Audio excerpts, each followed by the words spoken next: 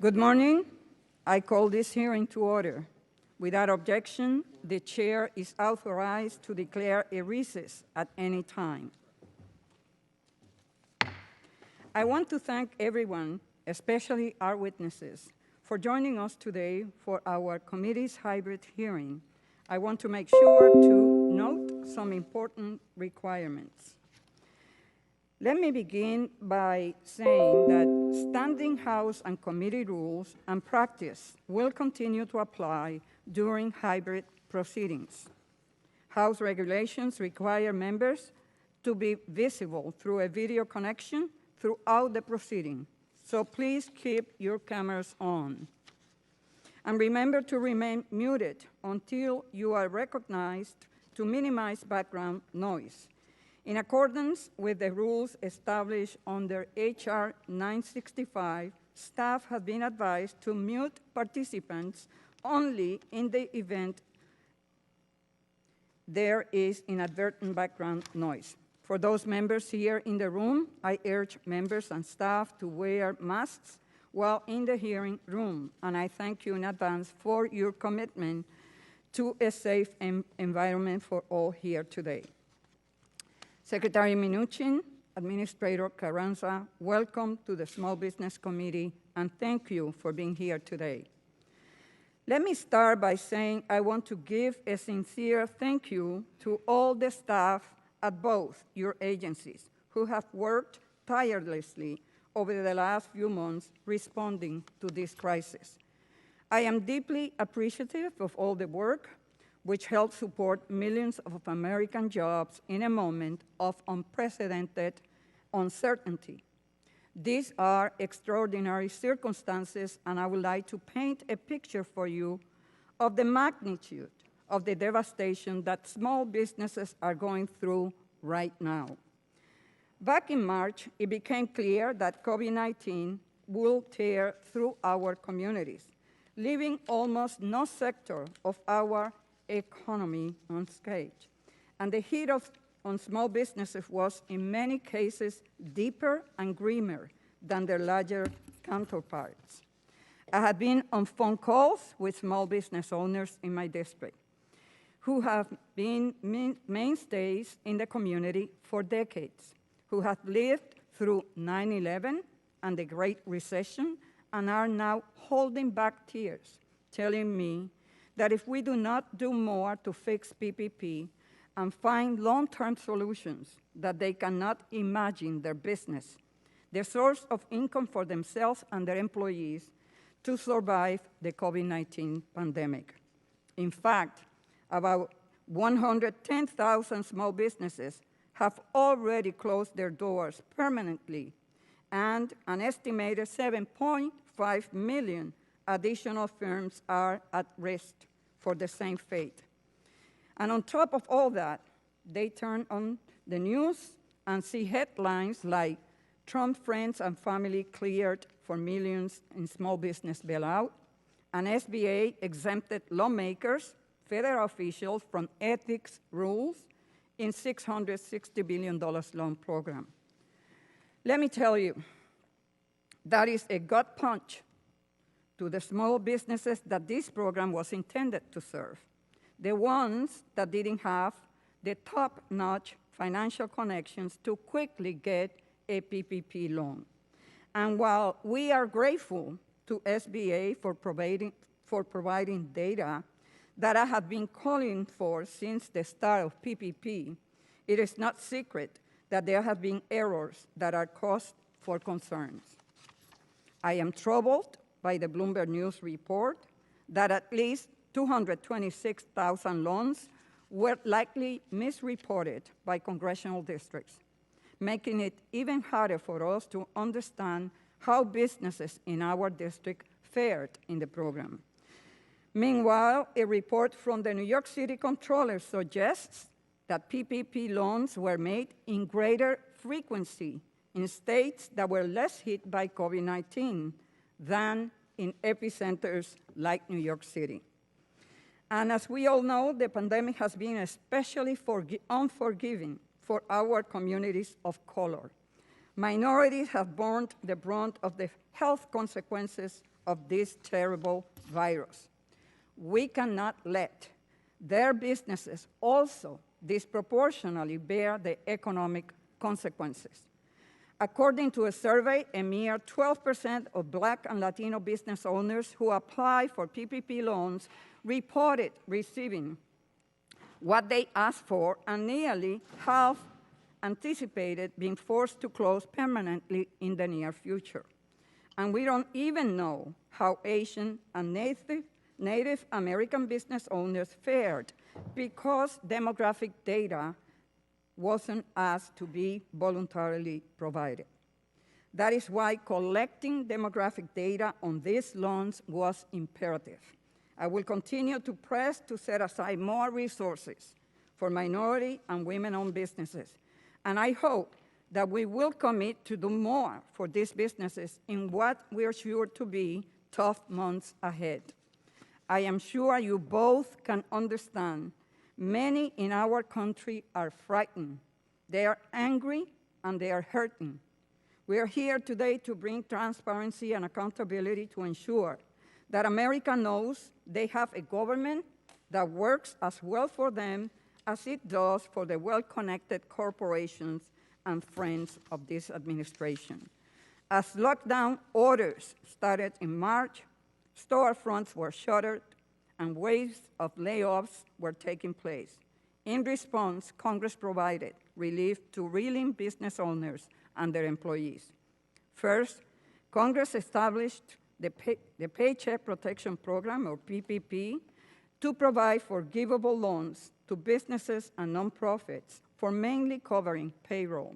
Second, to help small businesses that needed financing beyond PPP, Congress enhanced SBA's EIDL program to get more flexible working capital to more business faster. Knowing that small businesses operate on razor-thin margins, Congress created the EIDL grant program to get cash into the hands of small businesses quickly to bridge the gap until their loans are disbursed. Despite the flaws in their implementation, these programs have been a lifeline for millions of entrepreneurs and job creators, injecting over $670 billion into the economy. To address concerns and make the programs work better, our committee held numerous hearings and forums with small businesses, lenders, and leading policy experts over the past few months. One of the top issues we heard from PPP stakeholders is the incomplete and ever-changing guidance. Borrowers testified that they have very little guidance regarding how to spend their loans so they could qualify for full forgiveness. And lenders are still reporting the process for seeking forgiveness is unclear and unworkable. If forgiveness is the centerpiece of the program, a streamlined, efficient process for getting those loans forgiven should be a priority. Turning briefly to EIDL, the lack of clear communication has been an ongoing issue. Given the urgency of this pandemic and the uncertainty for so many small businesses, SBA must do a better job communicating. As the spread of COVID-19 has accelerated in recent weeks and lockdown orders return, it will be extremely important that we take lessons learned since March to stave off unnecessary bankruptcies and make sure these programs are working for America's small firms. We also need to explore other ways SBA can support our small business sector, like turning to try and true program enhancement that work after the Great Recession. Once again, thank you for being here today. I now yield to Ranking Member Chabot for his opening statement. Thank you, Madam Chair, and I want to thank Administrator Carranza as well as Secretary Mnuchin for being with us here today and taking time out of your very busy schedule. So thank you so much for being here, both of you. While we all agree we must be forward-looking as we continue to respond to the COVID-19 pandemic, the topic of today's discussion is equally important. We must continue to work together to ensure the federal government's relief efforts face sound and prudent oversight. These programs were developed to assist the nation's smallest firms. Instances where ineligible businesses and entities, including political organizations who benefited from the programs, must be examined closely. Take, for example, the over $300,000 taxpayer-backed loans that were received by the Ohio Democratic Party in May. And Madam Chair, for the record, I would oppose such a bailout for the Republican Party as well, but it happened to be the Democratic Party in Ohio that took advantage of this, and I don't think it was ever intended for that type of thing to happen. Additionally, oversight of how well the billions of dollars allocated to assist small businesses was utilized is imperative. That will help us to formulate a future strategy and to make well-informed decisions that benefit the greatest number of Americans. I happen to represent most of the city of Cincinnati. For the past few months, I visited with countless small businesses and obviously many of their employees as well. And I and my staff have spoken with representatives from the Cincinnati African American Chamber of Commerce and the Urban League. Some of our smallest businesses, particularly those in minority and economically disadvantaged communities, oftentimes the smallest businesses and typically under 10 employees, they didn't, when this started, and many of them still don't, they didn't have the strongest relationship with banks or credit unions when they were seeking these loans. So I think that it's something that we, and I know as this has evolved, and the chair has been instrumental in that effort as well, and we've worked with her and her staff on that. But we have to make sure that those folks in these economically disadvantaged areas have access to this, because as I say, oftentimes the relationship they've had with the banking institutions, financial institutions, just isn't there. So it makes it even tougher for them. Now, it's impossible to legislate from Washington for every single situation across the country. Likewise, it's impossible to regulate from Washington for every scenario that may come up. All of the folks in this room recognize this and have been reminded since March of that structural impossibility. Congress acted quickly earlier this spring. Speed was paramount in getting funds into the hands of small business owners to keep them afloat when they were forced to shut down through no fault of their own. Consolidating 6 months of legislative work in a little more than 6 days, the Coronavirus Aid, Relief, and Economic Security, or CARES Act, was passed with overwhelming bipartisan support, Republicans and Democrats working together, and it was signed into law by President Trump on March 27th. This more than $2 trillion economic relief package delivered on our commitment to do everything possible to protect the American people from the public health and economic impacts of COVID-19. The CARES Act created the Paycheck Protection Program, or PPP. Following passage of this landmark legislation, the SBA and the Department of the Treasury worked tirelessly to execute the law and issue regulations to inform borrowers and lenders alike how the program would be administered. To the credit of everyone involved, the first loans flowed from private lenders 7 days, just 1 week later on April 3rd. Since that date, the PPP program has distributed nearly 5 million loans to small firms in the amount of over $500 billion. In my district and the surrounding area alone, small businesses utilized the program to preserve nearly 500,000 jobs. These successes cannot be ignored, and Ohio isn't alone. This program provided small businesses and their workers a lifeline across the entire nation. Were there bumps in the road? Of course.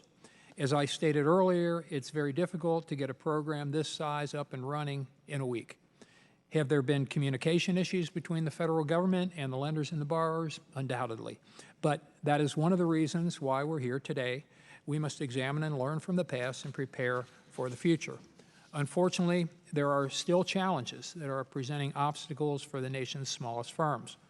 Because we continue to face this threat, we must be forward-thinking. More needs to be done, and we have proven that when we work together, across the aisle, across the Capitol, and across the different ends of Pennsylvania Avenue, we can move mountains. We aren't done yet, and I look forward to engaging with you, Madam Administrator, and you, Mr. Secretary, as well as you, Madam Chair, as we continue to work for American small businesses. I want to thank you both for being here, and again, thank the Chair for holding this hearing today, and I yield back.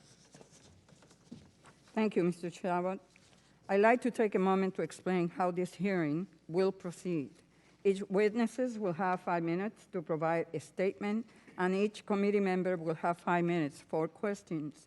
Please ensure that your microphone is on when you begin speaking and that you return to mute when finished.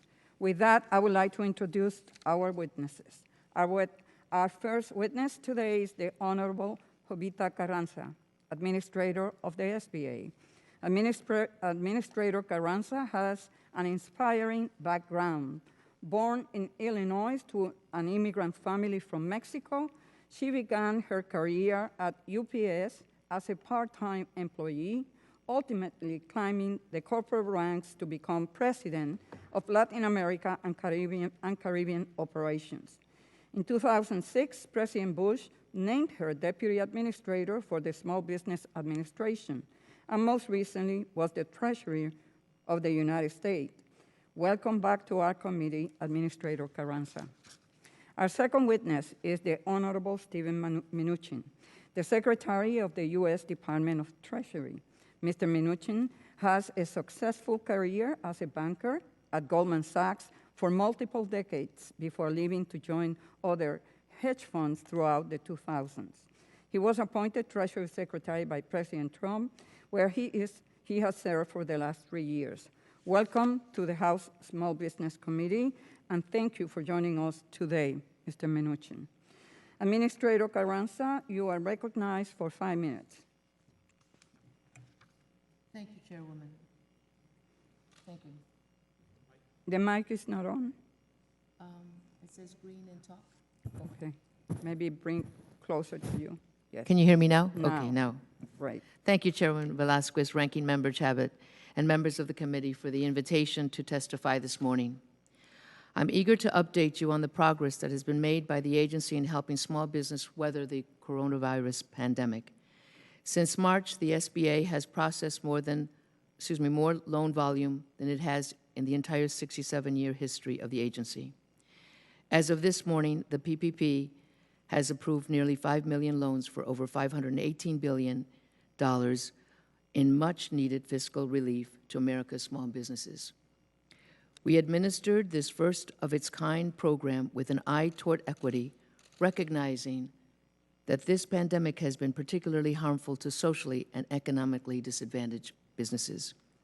We mobilized thousands of new lenders, including community banks, credit unions, fintech companies, farm credit lenders, and hundreds of CDFIs and MDIs that specialize in providing liquidity to underrepresented communities. Through economic injury disaster loans and EIDL advances, the agency has reached over 8 million small businesses, dispersing nearly $170 billion in assistance. That amount is more than all other disasters combined in the history of the agency. EIDL loans are currently being processed in just 5 days, with disbursements occurring in just 2 days. These programs help the small business sector survive once-in-a-lifetime disruption.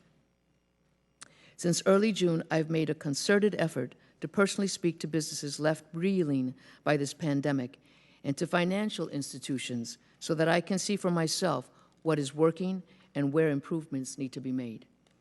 One of the scores of business I visited was an African-American logistics management firm in Dallas. SBA loans provided him with a bridge, a financial bridge, over the most tumultuous waters he's ever experienced. It helped him not only keep his employees on payroll, but also hire new workers who received comprehensive skills training and professional certifications. Many small business owners use that term, bridge, to describe how SBA loans provided them with time and the space needed to rethink, innovate, and to adapt their business models for success in this new environment. One African-American manufacturer in Greensboro, North Carolina, told me that an SBA loan helped her develop brand new lines of revenue online. SBA loans helped a whiskey distiller in Traverse City, Michigan, transition his manufacturing operation to hand sanitizer to meet both a social need and financial gaps. This pandemic has been an impetus for innovation in the small business sector. But, Chairwoman, it also has accelerated modernization at the SBA. For example, we've created an internal oversight plan for each CARES Act program, and we've looked long-term at our management responsibilities for millions of businesses and disaster loans. The agency has brought on thousands of staff to support our COVID disaster operations while simultaneously servicing 175 natural disaster declarations. We've significantly corrected the customer service experience for idle applicants by accelerating processing of our loan queue, helping them to better plan. Our dedicated SBA professionals have been working hard to achieve this largely on telework status, and as a result, we are more nimble, more responsive, and better prepared for tomorrow. Before I conclude, I want to say a few words about the PPP data disclosure made earlier this month. The data reflects information about loans approved by lenders and entered into the SBA loan system by those lenders. It does not mean that SBA has determined that a borrower has complied with program rules or is eligible to receive a loan and forgiveness. We are reviewing all loans. Moreover, we have provided the opportunity for business or lenders who believe that their reported information is inaccurate to contact us, and we will work with them to fix it. At the same time, we should not lose sight of the fact that this unprecedented program has emerged as one of the most successful and consequential federal economic response efforts in history. That success is the result of a collaborative effort that includes the White House, Treasury, SBA, the lending community, chambers of commerce, and importantly, each and every one of you. I know that there is more work to be done, and we all share the same goal of helping small businesses across the country. I look forward to working with this committee and other members of Congress. Thank you. Thank you, Administrator Carranza. Mr. Secretary Mnuchin, you're now recognized for 5 minutes. Thank you very much. Chairwoman Velasquez, Ranking Member Chabot, and members of the committee, I am pleased to join you today to discuss how the Department of Treasury and the SBA are working together to provide relief to business and their workers through the PPP. We remain committed to working together until every American gets back to work as quickly as possible. America's economy continues to recover from the challenges posed by COVID-19. For the second month in a row, the jobs report vastly exceeded forecasts with a record of nearly 5 million jobs. This brings the 2-month gain to approximately 8 million jobs. While unemployment rate is still historically high, we are seeing additional signs and conditions of improvement. The Blue Chip report is forecasting that our GDP will grow by 18% in the third quarter. The U.S. Chamber of Commerce reports that 79% of small businesses are at least partially open, and half the remaining businesses will open soon. Retail sales rose by 18% in May and by 7.5% in June. But let me point out, June was actually 1.1% higher than the same June 2019. This is a result of all of our programs working with Congress. Investors and businesses have historically high cash positions and are beginning to put them back to work. We are in a strong position to recover because the Trump administration worked with Congress to pass legislation on an overwhelmingly bipartisan basis and provide liquidity to workers and markets in record time. In particular, the PPP is keeping tens of millions of employees in their jobs. Economic impact payments are helping millions of families. We are monitoring economic conditions closely. Certain industries, such as construction, are recovering quickly, while retail and travel are facing longer-term prospects. We are sensitive to the fact that certain areas of the country are experiencing increased numbers of cases. The task force working with state and local officials is helping to ensure that people can work safely in this environment. We look forward to continued conversations with this committee and other members of Congress to address these critical issues. Turning to the PPP, the SBA and Treasury worked together to launch this in unprecedented time. We approved over 5 million loans for $517 billion to support the employment of over 50 million jobs. This is truly an extraordinary achievement, and we are pleased that the loans were broadly distributed and made across diverse areas of the economy, with 27% of the funds going to low and moderate income communities, which is consistent with the proportion of the percentage of the population. As you might expect, with a program of this magnitude executed on a national scale rapidly, we initially experienced some complications. We resolved them quickly. To implement the program, our teams work with members of Congress on a bipartisan basis to issue rules and guidance to provide clarity. By standing up the program quickly, we were able to support tens of millions of jobs. We have worked closely with members of Congress in both parties to pass 3 subsequent pieces of critical legislation. We also reached a second round of funding for over $300 billion. I look forward to these continued bipartisan efforts. A next phase of relief should extend the PPP, but on a more targeted basis for smaller companies and those that are especially hard hit, such as restaurants, hotels, and other travel and hospitality business. The Treasury Department is implementing the CARES Act with transparency and accountability. We've released a significant amount of information on our website, reporting on usaspending.gov and updates to Congress. We are cooperating with various oversight bodies. Regarding the PPP, Treasury and SBA regularly released data. On programs, the Treasury and IRS have made data information regarding millions of economic impact payments available on their website and to the GAO. We are pleased that the Treasury, working with the Federal Reserve, has announced to add to existing disclosure on the liquidity facilities by posting additional information on the website. Chairman Pell and I have had productive discussions with the members of the Congressional Oversight Commission. In addition to the PPP, we had 160 million payments for the economic impact payments. We've made massive amounts to support air carriers. We've had $150 billion to Coronavirus Relief Fund.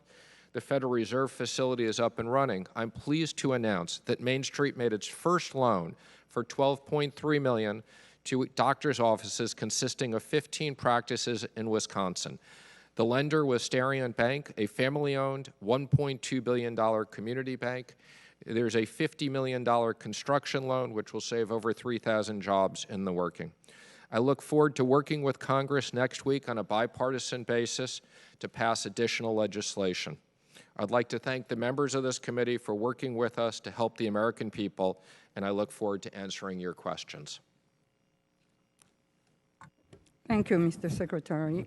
I will begin by recognizing myself for 5 minutes. Secretary Mnuchin, ethics rules were waived administratively in the PPP, allowing friends of the Trump administration to get access without any further review. Meanwhile, there are thousands of small businesses, many owned by women or minorities, and located in rural areas that were desperately seeking assistance. Were you concerned about those optics? Well, let me just say, as it relates to certain loans that the administrator said, there will clearly be loans that are reviewed for appropriateness.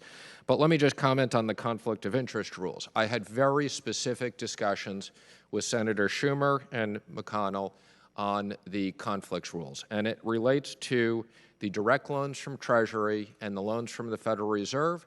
There were very specific requirements and certifications that were required from members of Congress and the administration. As it relates to the SBA program, Congress could have included those same requirements but decided not to do so. And indeed, the SBA followed their standard provisions for the SBA. The SBA Standards Conduct Commission determined that the PPP loan should be governed by similar disaster programs. And explicitly, and again, this was a committee that did not consist of political people, explicitly decided to provide the same waivers that they've done for other programs. So again, we look forward to working with oversight committees to make sure that proper rules and regulations were followed. Well, I welcome that, and we intend to exert our responsibility and our constitutional duty to be at the table. I am the first minority female chairing a committee, and when we are discussing lending programs that are within the jurisdiction of this committee, I will demand for the ranking member and myself to be at the table. I insisted that ethics rule should not be waived. These are lending programs. If it's good for the 7A and 504 and SBIC, it should be good for this type of lending. And I will insist on that when we sit down to discuss going forward. I understand idols were capped at $150,000 in an effort to stretch the funding. However, I asked you, Administrator, the appropriators asked you, and the Senate asked you on numerous occasions if you needed additional funding, and the answer was not. Yet, here we are, and it is our small businesses that are suffering. Moving forward, you must work with us, and I ask that you remove the cap for new item loans immediately and allow those with existing loans to obtain the capital they deserve. You still have $200 billion of loan-making authority left in the EIDL program, while small businesses are hurting. So help us help you, because members of this committee and businesses who came to testify before this committee, they said that they might remain open, but will not be able to keep those businesses open, because when they were thinking that they would apply for the maximum allowable loans, then you reduce to $150,000. We need to do better than that. This is not going away, and too many businesses are suffering. Mr. Mnuchin, the pandemic has caused the rate of Black-owned businesses to drop by an astonishing 41%, and the rate for Latino-owned businesses by 32%. These numbers are unacceptable and are only going to get worse unless we act now. Amid reports, shouldn't we set aside a percentage of the remaining funds for small businesses that need it most? I just heard you saying that you are going to ask for hotel, restaurant, the traveling industry. What about minority businesses? I agree with you. There should be a set aside for small minority businesses. Thank you. Thank you. So I can count on your support that we could set aside funding for mission-based lenders, because, you know, we are discussing here the smaller of the small businesses who have no connection, who has no pre-existing banking relationships with those financial institutions. Those who have relationships are mission-based, like CDFI, like MDI, like micro lenders. And I hope that we could, going forward, work with you on that issue. My time has expired, and now I recognize Ranking Member Steve Chabot. Thank you, Madam Chair. Administrator Carranza, I'll go to you first. Given the overwhelming response to this emergency, is the SBA prepared to respond to other disasters such as floods and hurricanes and fires? We know they're coming at some point. Are you all prepared for that? Yes, Mr. Chabot. At this point, we have about 3 type disaster declarations that are being submitted by the governors. It's either economic disruption based on civil unrest, or it's natural disaster, and then, of course, the March declaration of economic disaster. So we're processing all 3 as we speak. Very good. Thank you. Secretary Mnuchin, I'll move to you next. Does the loan forgiveness process need to be simplified anymore? For example, I know there's some members of Congress that have suggested perhaps even forgiving all the loans under $150,000, for example. I'm not saying that we should or shouldn't do that, but I'd love to hear your kind of thoughts about it. I've heard a lot of concerns from folks out there about how complicated the forgiveness process can be. If you could talk a little about that. Well, we look forward to working with this committee and the Senate Small Business Committee to simplify the process. There were provisions in the existing act that made it complicated. We tried to issue as much guidance as we could. I know one of the things we'll talk about is, should we just have forgiveness for all the small loans? I think that's something we should consider. We should obviously make sure there's some fraud protection, but we look forward to working with this committee and others. Thank you. As you know, at this point, there's approximately $130 billion that's still in the PPP program. So everyone's talking about, so what do we do with that? Do we reduce the number of employees eligible from, say, 500 down to 100, or do we stick with what we have? Do we do a second PPP? And I know these are negotiations that everyone is having now, including the administration, the House, the Senate, this committee, and others. What are your current thoughts about that? The administration supports using the existing money and topping it up with some additional money, and that will be discussed, and allowing for a second payment to the businesses that are especially hard hit. And Chairwoman, let me just say, I was only giving examples of businesses. I didn't mean to any way imply that those are the only businesses that are hard hit. I think this time we need to have a revenue test and make sure that money is going to businesses that have significant revenue declines. That's something that Congress didn't have in the first provision. But make sure that the businesses that are especially hard hit, particularly small businesses, and put in certain safeguards.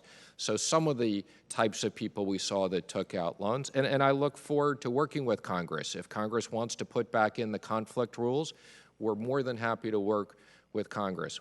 The administration supports, we will participate on the same basis of the House and the Senate. And let me, Secretary Mnuchin, also one of the things that you all were operating under impossible time constraints. We passed this. I was at the signing ceremony on a Friday. The next week, the loans were literally going out the door, although not that many, and it wasn't glitch-free. We all know that, but you all got your act together pretty quickly and saved a whole lot of businesses all across the country, and God bless you all for doing that. And this committee was involved in it, many others as well. But I know one of the things that was frustrating, and again, I don't want to be critical here, but was frustrating, I heard this from lenders, I heard this from small business folks, I heard it from our staff, was just the time it took to get the guidance out so people knew what the rules were, what we were all operating under. Do you have any thoughts for the future as to what we might be able to do with Sure. Well, let me say, in one of the more ridiculous statements I've ever made, I committed we get the program up in 2 weeks. And working with the SBA and the staffs, we were able to do that. Now, obviously, in doing that, it ran into a lot of issues, but we made the judgment. It was more important to get it up and running quickly, that sending money to people 4 months later wasn't going to help small businesses. Now that we have it up and running, especially to the extent there are minor changes to the PPP and the EIDL programs, working with the SBA, we can get the guidance out very quickly. We won't have the technology problems we had last time. And again, I would encourage this committee to work in the context of these programs and put more restraints. The other thing I think you should consider on the EIDL is, now that we have Main Street open for loans above $250,000, that we really do focus EIDL on loans that are $250,000 and below. Thank you very much. My time's expired, Madam Chair. Gentleman's time has expired, and now we recognize the gentlelady from Iowa, Ms. Finkenauer, for 5 minutes. Thank you, Madam Chair. I appreciate you holding this hearing. And so just for the Secretary Mnuchin and Secretary Carranza, for you guys to understand, the district that I represent is in Northeast Iowa. It has 3 bigger city centers, and the rest is pretty rural. And our district has been hit very hard on a number of levels, whether it's been the attacks on our agricultural community over the last few years, or now this pandemic and how it has affected not just our cities, but also our rural areas as well. And one of the things I want to touch on, Secretary Mnuchin, I know you brought this up, but really want to dive into this, are those economic impact payments. Those direct assistant payments that are important for individuals who are worried about how are they going to pay their mortgage, their rent, put food on the table, but also for our local businesses as well, who have been able to stay open, to have some sort of economic stimulus here during this pandemic. And one of the things that I was really concerned about is when these went out to folks, obviously, if they had their direct deposit set up, those went into their accounts, most of them. However, we heard from 700 people within my district about these payments who did not receive them, or they received them, but they were in the debit cards and didn't realize that they were these economic impact payments. And so why was this set up the way that it was? Why was there no real communication out to these districts, out to folks who needed to understand how these were coming out? And then also, I know we wrote you a letter, actually, Secretary Mnuchin, about the fees and reissuing these cards because so many folks were throwing them away. I'm glad you listened and decided to waive that $750 charge for replacing, but why does it cost $17 to priority ship these cards to folks? Why do taxpayers who need their money now have to wait longer and it costs them more? This is just something, again, that needs to be dealt with, and I'm glad you fixed a piece of it. But what are we going to do down the road when hopefully we issue more support to folks and actually have that education? And why was this done in the first place? Well, thank you for your comments. And let me just say, the fact that there were 700 of those in your community is inexcusable. And if you have specific issues, we're happy to follow up. I would say the IRS and Fiscal Services did an extraordinary job in sending out over $150 million, again, in a record period of time. The debit cards, you did point out something. We didn't realize that the debit cards were sent in unmarked envelopes. We will correct that going forward. I do think the debit cards actually was an interesting addition for two reasons. One, it allowed us to get payments out quicker since we could only create so many checks. And two, going forward, debit cards. I'm sorry, Secretary Mnuchin. How long did we have to wait to put those out because the president decided to have his name on those checks or on the paperwork that went out with those? I can assure you there was zero delay associated with either one of those issues. It had no impact on the timing. We were limited in the number of checks we could print per week, but that had no impact on it. And I think the fees were waived. If the fees weren't waived and you have constituents that still have issues, again, I'm happy to follow up on that. Yeah, the fee of $750 to replace was waived, but then there's the $17 that cost for the priority shipping of the cards. You let me know and we'll follow up. That should be waived as well. Yeah. Thank you. And then I also have a question about the PPP program. Obviously, this has been incredibly important all over the country and in districts like mine. But I have to be honest, I was really disappointed at the beginning when this rolled out. I mean, we allocate these dollars and then they go to these agencies. So they go to SBA, they go to Treasury to set up how these are doled out. And communities like mine, quite frankly, were left behind because we have the highest concentration of community-based financial institutions in the entire country within my district. And so the first batch essentially went to big banks and people who were connected with their banks and left out communities like mine. Did either of you think about how this would impact our folks who lend with community-based financial institutions? Why was this done the way that it was at the very beginning? And how can we ensure, I know we have that set aside now for those dollars, but how can we ensure that as we continue to look at this, that we are doing what we should here with these agencies to make sure we don't forget about rural areas? I mean, on the SBA, I understand as well that we lost the head of rural affairs during this. Actually, she got moved. I know we're short on staffing to deal with this, but not the time to move somebody that represents rural areas. Time has expired. If you wish to answer the question, sir. I can assure you we are very focused in making sure that the community banks and the CDFIs have equal access, and you're correct. Unfortunately, there were issues in the beginning. We corrected it very quickly. Thank you. The gentleman from Ohio, Mr. Balderson, is recognized for 5 minutes. Thank you, Madam Chair. Thank you both for being here today. My first question is for the Administrator. Thank you again for being here today, Administrator. I greatly appreciate your leadership through this pandemic. I would also like to convey to you that your local office in my district, Columbus, Ohio, SBA, has been a phenomenal partner and resource for me. We have been doing a back-to-business tour for the last 3 weeks. Everett Woodell from your office has been with me along the way, and his team, and we're very grateful. And to see the business owners that encounter the SBA while we're there and to put a face with the name is very pleasing for them as well. So thank you. An issue that I've heard more and more about from my constituents is the lack of clarity on PPP forgiveness. Specifically, I hear this often from business owners looking to have their businesses bought out. This could be because of the pandemic or a planned sale prior to COVID-19 that's been placed on hold because of the virus. In this situation, the business owner took PPP in order to support their employees, and now they cannot sell their business with this forgivable loan on the books. Why is this? Thank you, Congressman. This is a situation that I'd have to speak with you personally or and address the particular case, because this is news to me about them taking a PPP and then wanting to sell. It's not a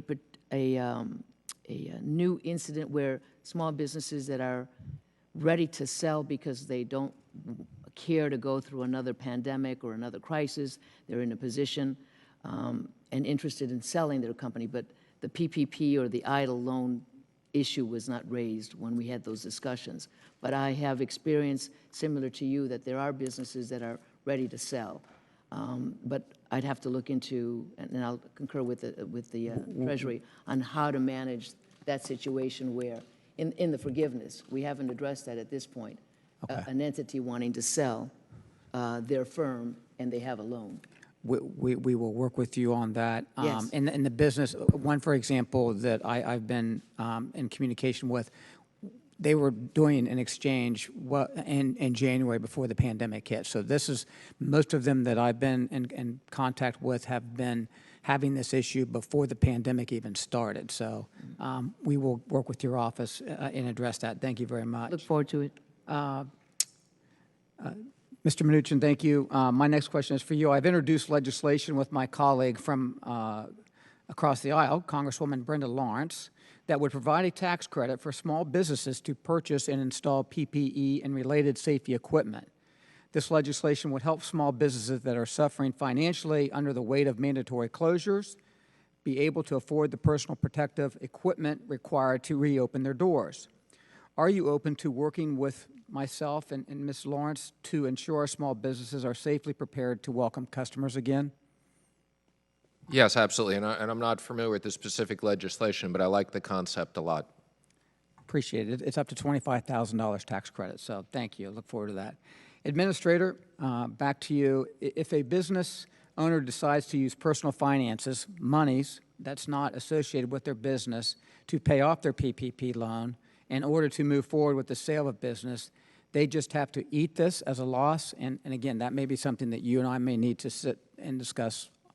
Yes, I agree. I have to understand all the nuances to that particular situation. Understand. And also perhaps there's other businesses that may be facing the same thing that we need to look into. Thank you very much. You're welcome. Mr. Secretary, my last question is for you. I greatly appreciate your leadership. I mean, it's been fascinating to watch you. As we look towards the next aid package, much of the focus seems to be on providing aids to schools, hospitals, and first responders. I support these efforts, but also believe we must continue consideration of America's economic engine, small business. And I know that Madam Chair and Ranking Member Shabbat have both talked about this. What types of considerations for small businesses and workforce development efforts are also being considered? And I didn't leave you much time, Mr. Secretary. Various items, but again, I think that's something that should be considered, and we look forward to working with you. Thank you, sir. Madam Chair, I yield back my remaining time. The gentleman yields back. Now we recognize the gentleman from Maine, Mr. Golden, for 5 minutes. Thank you, Madam Chair. Secretary Mnuchin, I have a question that I'd like to raise with you, but first I just wanted to point out, as you were talking in your opening statement about extending the PPP program, but perhaps trying to target the assistance to businesses that need that help the most. as well as maybe learning from some of the lessons along the ways as we worked on the PPP program together. I want to encourage you to look at the Restart Act introduced in the Senate by Senators Bennett and Young, and here in the House by myself. This bill builds upon the PPP program. It models itself after that. But I think importantly, it has some provisions in there that would target the aid to businesses that can demonstrate that they have in fact suffered revenue losses over the past several months related to coronavirus and the economic impact. So I don't know if you're familiar with the Restart Act, but I would encourage you to give it a look as you're looking to improve upon whatever it is that we do next to assist businesses here in the United States as we shift into a recovery. I am familiar with it, and I think parts of it should be incorporated. Thank you for that. I look forward to working with you and with the senators and House members on something similar to PPP and the program proposed in Restart. I wanted to raise an issue with you on behalf of critical access care hospitals, including some in my district. Are you familiar with critical access hospitals? A little bit. Yep. Federally defined as providing important healthcare access in rural areas, in rural communities, where these are hospitals that are going to operate under very thin margins and struggle financially. But it's important the federal government recognizes how important they are to access to care. In addition to access to healthcare, they're often the largest employers in a rural region. And therefore are just critically important. Now, your department has, I think, rightly looked at organizations applying for PPP who are undergoing bankruptcy as ineligible. I understand why you would do that under normal circumstances, but there are a number of critical care hospitals in the nation who are undergoing Chapter 11 restructurings. And given the fact that we're dealing with a pandemic and a recession, and that these hospitals have a very unique federally recognized mission and are providing important access to healthcare in areas where it's going to be hard, even in good times, to be making money. These are really like nonprofit hospital organizations. I was wondering if you would consider reconsidering eligibility for critical care hospitals undergoing Chapter 11 restructurings for the remaining PPP funding that you have. To date, they've been excluded, and you can imagine during this pandemic and the recession, the fact that they couldn't do certain types of services that they normally would be doing. They're really struggling, and several of them are at risk of closing, which would be a terrible loss for these communities.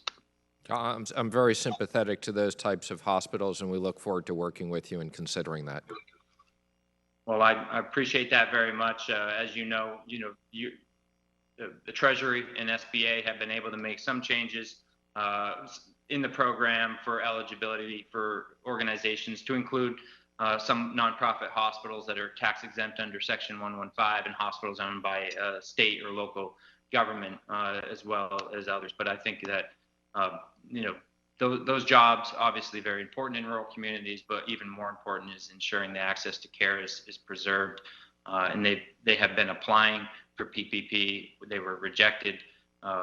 In some instances, some of these hospitals have gone to courts who essentially have said that the determinations made by the Treasury and SBA would have to be changed, or Congress would have to act. So I don't know if you think that you need some kind of legislative action, or if you think that you have the authority you do to look at this and make that change yourself. But I want to thank you for working with both my office, but also Senator King and Senator Collins from Maine, and I'm sure other senators who represent similar hospitals in a similar situation are eager to work with you to try and help these hospitals.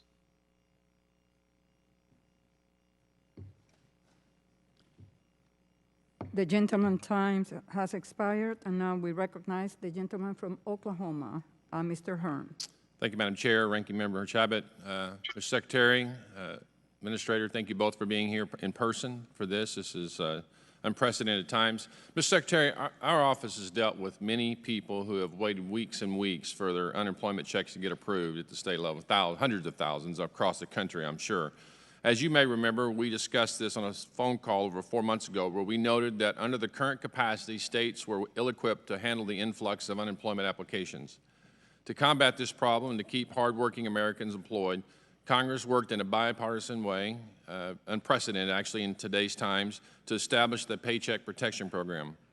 And while I believe this program could have been expanded and more could have been done to help the 40 million Americans who are currently unemployed, this program has successfully saved 51 million jobs in America, which was designed so that when we come out of this pandemic that we can quickly stand up the economy, which is what we've been seeing happen in May and June and continue to see that happen now. You have stated many times that the priority of the PPP was to predominantly preserve and save jobs and employees rather than the business owners themselves. Would you still agree with that statement? Yes. Additionally, could you discuss what you've learned from this or strategies that the federal government can implement in the future to better prepare for this next situation or this situation in the future? Well, let me just comment on one of the things we liked about the PPP was all the money we were spending on the employment side of this was money we saved on unemployment. I think one of the issues we've learned and we have to fix in the next legislation is the technical issue where in certain cases states with the top-up were paying people more not to work than to work. And as you said, some of the states were better prepared. Some of these states are 40-year-old computers. I also want to just say one thing. I know a lot of people use this 40 million people unemployed. Fortunately, it's not 40 million unemployed. People thought we'd get to that. But fortunately, right now, we only have 18 million unemployed, and we have about 14 million more than where we started this, and we got to get those people back to work. But thank you. Thank you. Further, my casework team has worked with hundreds of people who have had difficulties receiving their stimulus check, and I know you're aware of this. We've talked to your offices. Can you briefly explain, very briefly, what we've seen happen and why? Is there a big issue here, or are all these one-offs? I mean, let me just say, all these one-offs, I'm sympathetic because these are real people who want their checks, so I don't mean to any way minimize this. But again, we sent out over 150 million checks in record time. And yes, there were certain cases because they were either done off of previous tax returns or other information that we got, and that's unacceptable, but we'll work with you on it. Thank you. Administrator Carranza, 2 weeks ago, Associate Administrator Rivera testified before the committee regarding the EIDL program. And during my conversation with the administrator, he committed to providing this committee with a document outlining some best practices by the end of the third quarter, September 30th, 2020. This will be a document to explain what the SBA has learned and how you all believe you could better be prepared in the future should another pandemic arise. Just as a side note in that, the administrator had stated he'd been here since 9/11. He'd been through 9/11, the financial crisis, and you know, we keep reinventing the wheel, and it seems with all of us engaged in this in a very bipartisan way that we could put a pandemic playbook in place so that we could learn from our mistakes and not repeat them again, because when we make mistakes, people are harmed or are not at least given stimulus when they need it. So if we could learn from those mistakes and do better, that would be great, and I think that would be a way to do it in a non-political way that we could put these on the shelf. One of the key components of this document would be to design a communication plan for future pandemics, which would greatly help all of us work together. Would you commit to seeing that get done by the end of the third quarter? Yes, Congressman. We've already begun. We've prepared the first deck on how we're addressing fraud. We have also staffed up. I've started with 2 additional executives, SESs and ODA. So we're going to reinforce the leadership in ODA for future situations and in preparation for the end of the year. So definitely you'll have a full SOP or MOP. Well, again, as business people, and Yes. many are in this room, I've been in business 35 years, you know, we can talk about what happened, but that doesn't really solve a problem. So if we can endeal in a document what those issues were so that we can not make those again, we'll make new ones, and that's human nature, but if we can get that done, that would be great for us. And Madam Chair, Ranking Member, I thank you for allowing us to have this meeting, and it's very important. And thank both of you for being here and for what you've done in these unprecedented times. Thank you. Look forward to continue working with you. Thank you. Thanks. Gentleman's time has expired, so now we recognize the gentleman from New Jersey, Mr. King, for 5 minutes. Thank you, Chairwoman, for convening this hearing. Thank you to the witnesses for showing up. Secretary Mnuchin, I wanted to start with you. You rightfully noted in your testimony that small businesses are continuing to face a dire circumstance right now. Even those that received Paycheck Protection Program loans are telling me that they're unsure whether or not they're going to be able to survive. And there are a lot of concerns about just the bigger state of our economy and whether or not our economy is going to be able to pursue through these coming months. And if not, is that going to have a negative impact on our small businesses? In my home state in New Jersey, we've gone through a really tough time over the last couple months, and we face a tough challenge up ahead when it comes to our state economy. It's been crippled, and we have dramatically hampered our recovery, especially for small businesses. And these are not just about COVID-related expenses, it's about loss of revenue that could very well create widespread layoffs, decrease consumer spending, weaken our investment in our communities. Secretary, I wanted to ask you if you would commit to working with Congress to ensure that we have the necessary funding to our states and local municipalities to solve the crisis that we face and create a strong economic recovery. Well, I think, as you know, we allocated significant amounts of money to COVID-related expenses. We've tried to issue guidance to be very clear that money can be used for law enforcement, first responders, and others. I think the issue of lost revenues is a much more complicated issue, and the issue of taxing authorities between the state and the federal government. But we will be working with Congress on this. Well, I raise this because, I've heard you talk about before what could potentially come next with state and local funding on this. And I think it's really important and central to this discussion that we're going to be having over the coming weeks about this. When I've heard you talk about it before, you've previously described this money as bailouts for some states. And so I just want to hear from you a little bit more on that front. I believe that for you, perhaps it's that you don't want to see this funding go into states that you characterize as mismanaging funds because you don't think that would be fair, that it wouldn't be fair to other states that are working hard on their economy and their budget, so why have them cover for other states? Is that sort of a correct interpretation of your assessment? Well, what I have said, and I agree with this, that if there were financial conditions that states had coming into this, it's not the federal government's role to bail them out of that. Now, we have through Main Street, through the Fed facilities, we have provided lending facilities to the states and municipalities.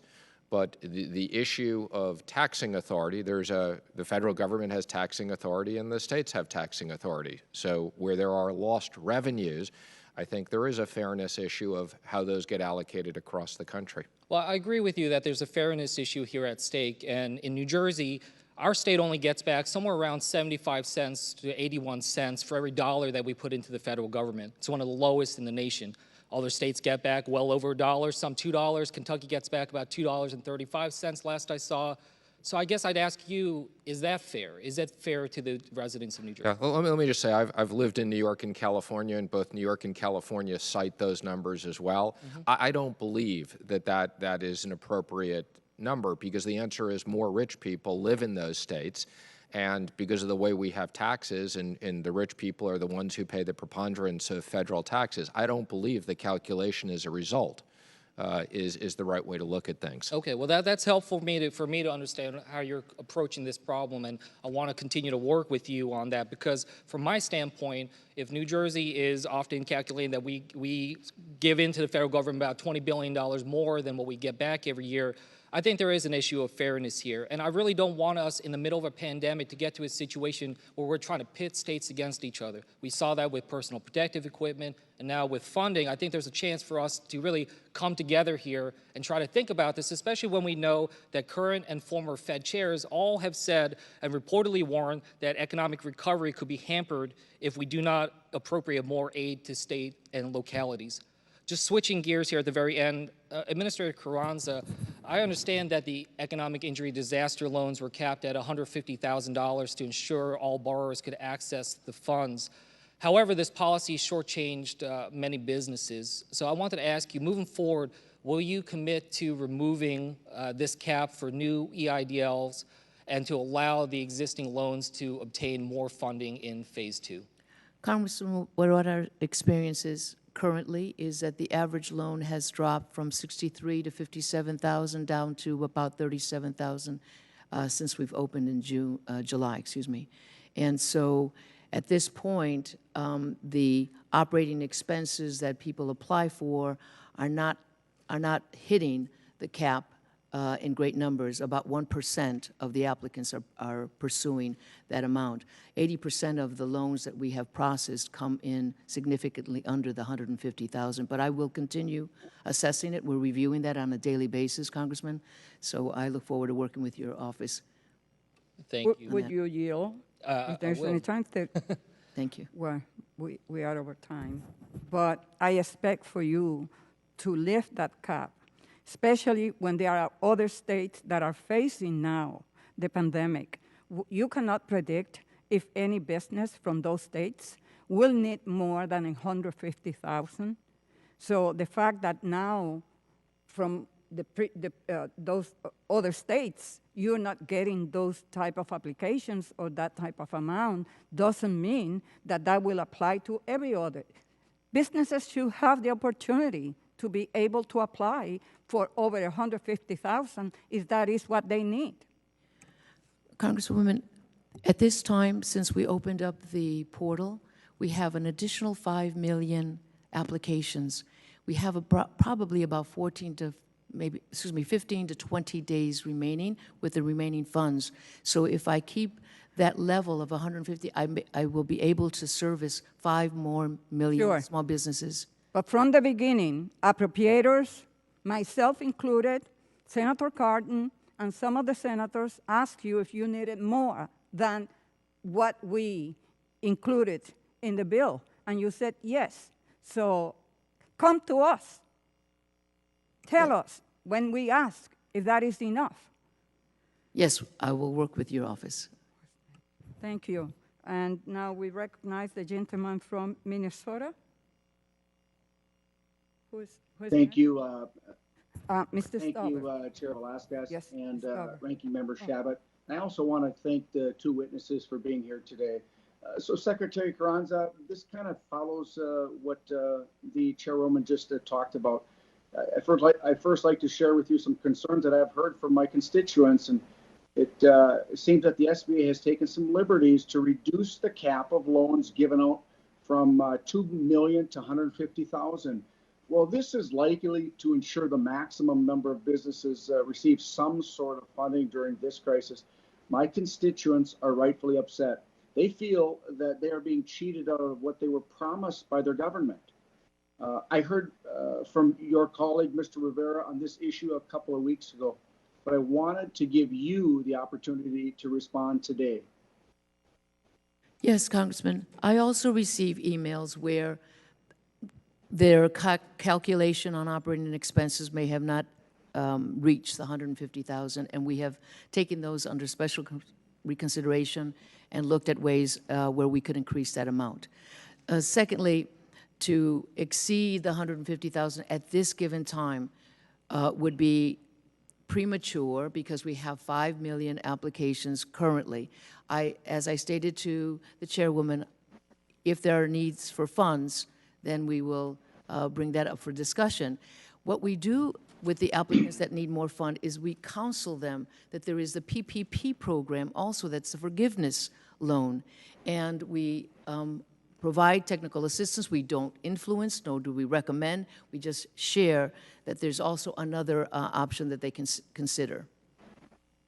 We don't take lightly the fact that businesses are in need of funds. It's an emergency lifeline that we initially thought this pandemic was going to be 2 weeks, and now it's a couple of months. And so we recognize the fact that they are in need of greater funds.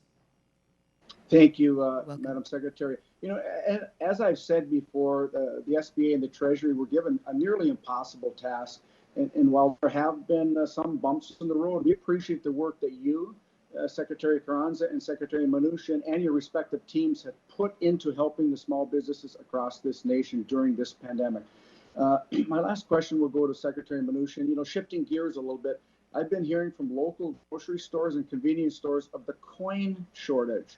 What are your thoughts for addressing this issue? And over 3,600 received loans less than that. I knew that wasn't right, given the number of small businesses in my district. So we conducted our own analysis and determined that there were actually over 1,400 businesses in my district that received loans over 150,000 and over 10,000 that received them under 150,000. So that data was way off. What are you doing to fix it? I'd like to visit with you and address those particular statistics. We would be premature to comment on these particular data points that I'm not familiar with at this point. So I look forward to working with you on So that. you'll commit to work with me and every other member of Congress to make Absolutely, sure the with the entire committee, yes. Okay. And Secretary Carranza, I was very pleased to hear from, Administrator Carranza, I was very pleased to hear from Secretary Mnuchin that he would commit to work with us to look at how to get that 100 billion plus of PPP money that's still available to members of the Black and Brown community and to women-owned businesses and others, especially hard hit. Do you share that commitment, and will you commit now to work with us to develop a program to get money to those businesses? Yes, I do. We've been working in concert with Treasury. We've worked together on the CDFIs, the credit unions, the savings and loans, the fintech organizations.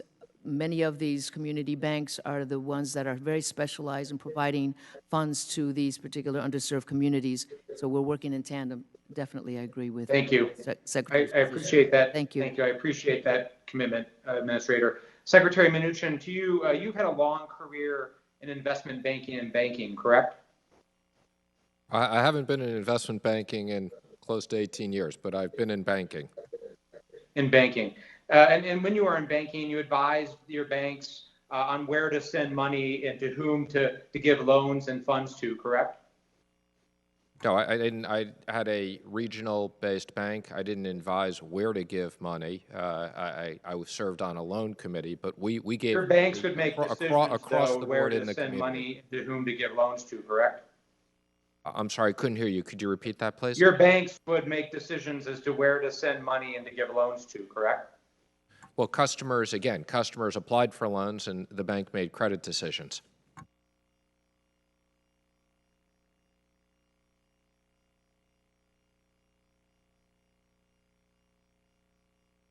Mr. Krog, we cannot hear you. Disclosure requirements as to whether or not an employee of that bank, a family member of you or one of your employees, or a close business relationship was one of the recipients of that money, correct? There are disclosure requirements in the financial industry? There are disclosure requirements. There are also requirements by the FDIC and the OCC that we would follow. And what are the purpose, in 20 seconds, what are the purpose of those disclosure requirements? Well, the real focus is the conflict of interest, and to the extent there is a conflict of interest, in many cases it has to go to the Board of Directors to be approved. So it's more focused on conflict of interest than disclosure. But you need to have that disclosure in order to do that analysis, correct? Again, most banks do not publicly disclose. No, Secretary Mnuchin, you have to have the disclosure of that information in order to do the analysis on conflicts of interest, correct? Disclosure within the bank, yes, that's correct. Okay, so by that same rationale, is it important that members of the Trump family, associates of the Trump organization, or employees of the administration disclose their interests in entities that are receiving PPP money so you can conduct that conflict of interest analysis? Again, let me repeat, and I repeated this before, as it relates No, Secretary Mnuchin, I asked you a very specific question. Do you believe that disclosure is necessary in the context of the administration? Again, I don't believe that because, again, this was not an issue that was required by Congress. This was a very specific issue, and there were no restrictions. Now, I'm not aware if they took loans or they didn't, but let me be clear. There was no restrictions on the PPP. There were restrictions for the administration and Congress, same terms on the other facilities. Well, I will take it and as a I no, believe then, the that you Trump don't believe administration the should be same. held to the same standard as Congress on the PPP. So there were. But they should not be held to the same standard that your banks in the financial industry was held to during your career.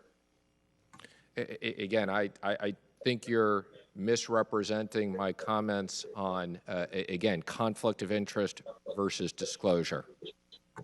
I think I was very clear. My time is out. I yield back, Chairwoman. Thank you. Gentleman's time has expired, so now we recognize the gentleman from Tennessee, Mr. Burchett. Is he here? Is he? Yes, ma'am. Yes, ma'am. Can you hear me? Yes. Chair lady? Yes, I Great. can hear you. Thank you. Sure my melodious voice carries well over the internet. Hey, let's see. Thank y'all for allowing me to be here, Chair lady and ranking member.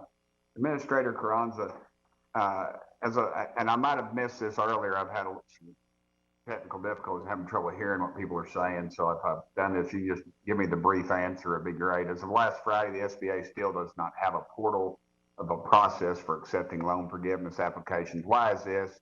What can we do to speed this portal and process up? The forgiveness portal or the application or guidance will be out very shortly. We're resolving some of the language between Treasury and SBA, but it's going to be available very, very soon. When do you think that would be? I know government very soon is like a glacier, and I'm in Tennessee, and well, people...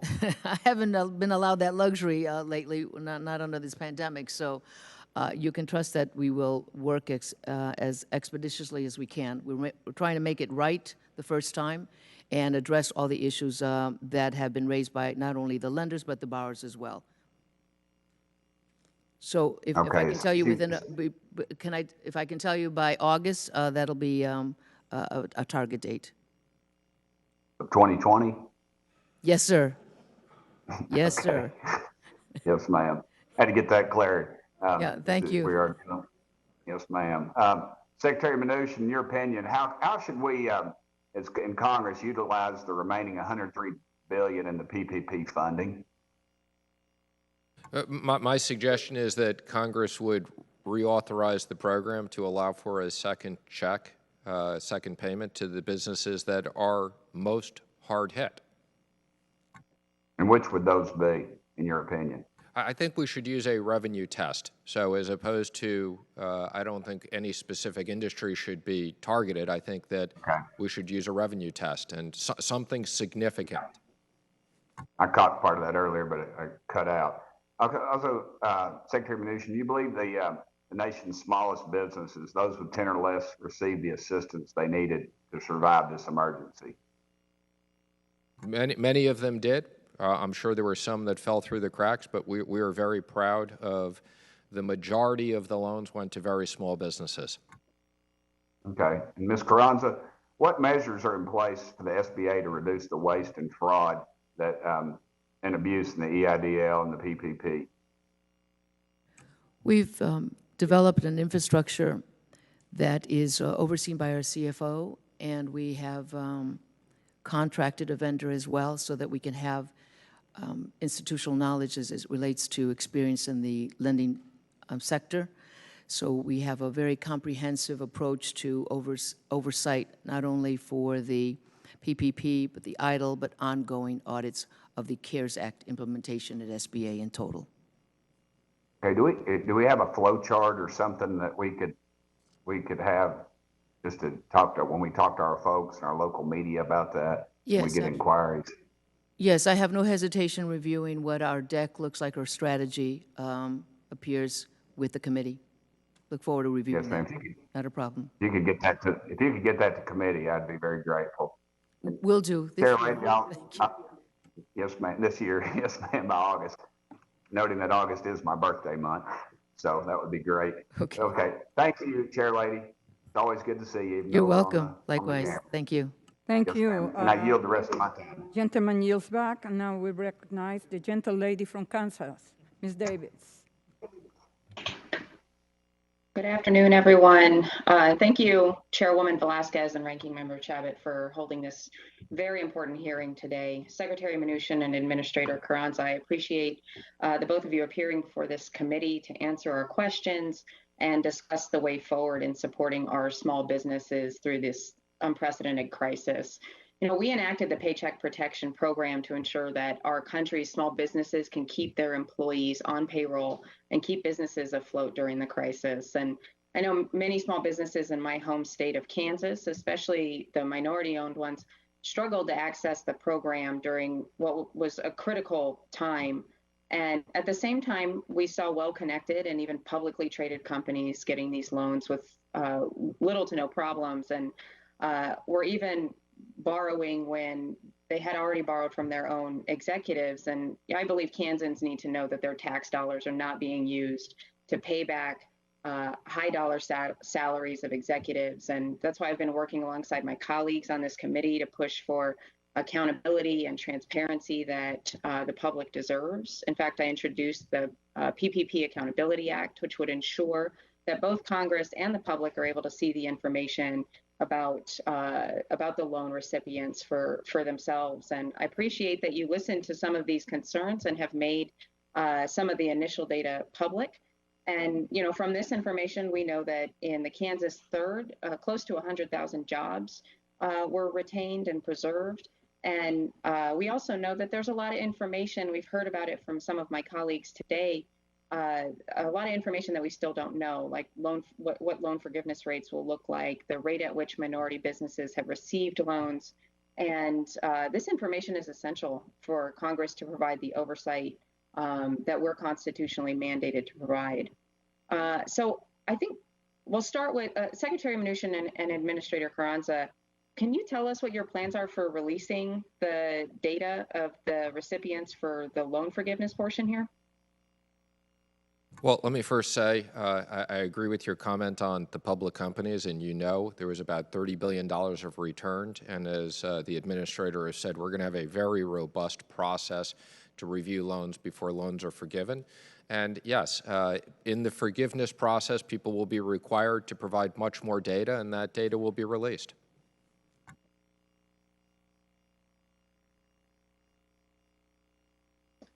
Well, so can we, I know you had mentioned earlier, and it was highlighted a couple of times, that there's definitely a commitment to making sure that minority-owned, women-owned businesses and some of the most marginalized or disadvantaged small businesses out there should be getting access to these loans at the same rate as everyone else. And you know, some of the fields included in the data are optional. And when we talk about how many jobs are saved through loans and demographic information about the ownership of the business being optional, I'm curious what your plans are to evaluate the effectiveness and reach of the program without this information. And I appreciate the commitment that you have to making sure that some of the most vulnerable businesses out there are getting the loans. I'm just curious how you're going to get there with some of this information being optional. Well, the jobs numbers will be required. So when people apply for forgiveness, they're going to have to be very specific in how much money was used for payroll and the number of jobs. So that will be required. As it relates to demographics, this is optional. There are legal issues associated with forcing people to have demographics. As I commented in my opening testimony, we have looked at low and moderate income census tracts, and we're pleased that money was distributed proportionately, but we look forward to working with you and the committee on transparency and collecting more of this information. Well, I appreciate that, and I know that this has certainly been an iterative process, particularly when we're thinking about the rollout of the guidance and the rules around these programs. And I know that folks are working really hard at the SBA and Treasury departments. I have a lot of appreciation for the career folks who have been putting in tons of hours. And thank you both for continuing to show up and listen to our concerns. I want to particularly thank you for listening to the concerns that my office put forward about the tribal enterprises and making sure that the Paycheck Protection Program was accessible to all tribal enterprises. So thank you for that. And I'll I'll look forward to continuing to working with you to make sure that our small businesses are taken care of in this country. Time has expired. Now we recognize the gentleman from Pennsylvania, Dr. Joyce. 5 minutes. Chairwoman Velasquez and Ranking Member Shabbat, thank you for convening us here today in Washington. Administrator Carranza and Secretary Mnuchin, thank you both for joining us here. Thank you for your leadership during this, what is an incredibly difficult time. Small businesses, which we in this group frequently state are the backbone of America, and during this COVID crisis, truly we have seen that these small businesses have become the heart of America. According to data that you provided to us from the SBA, my district fortunately has received $295 million in PPP loans. This number represents over 2,700 small businesses, which were able to retain their employees, pay their benefits, their health insurance. This was a significant relief for the small businesses in Pennsylvania. This number would be substantially lower had it not been for your attentiveness for the needs of the farmers. On behalf of Pennsylvania farmers, I thank you for your willingness to work with my office on adjusting these programs to fit the needs of our agricultural producers, those who every day feed us safe and nutritious food.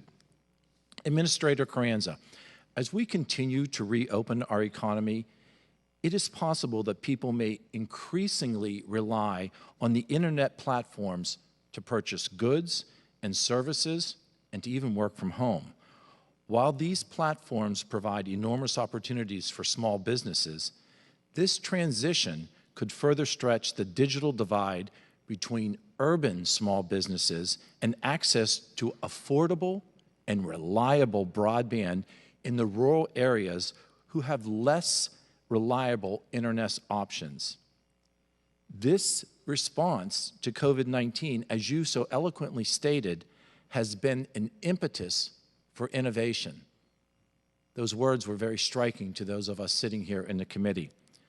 Would you support further modifications of the PPP that would allow funding to be used for broadband improvements or other costs associated with the tools and the infrastructure that is so necessary to allow rural small businesses to telework effectively and utilize online platforms?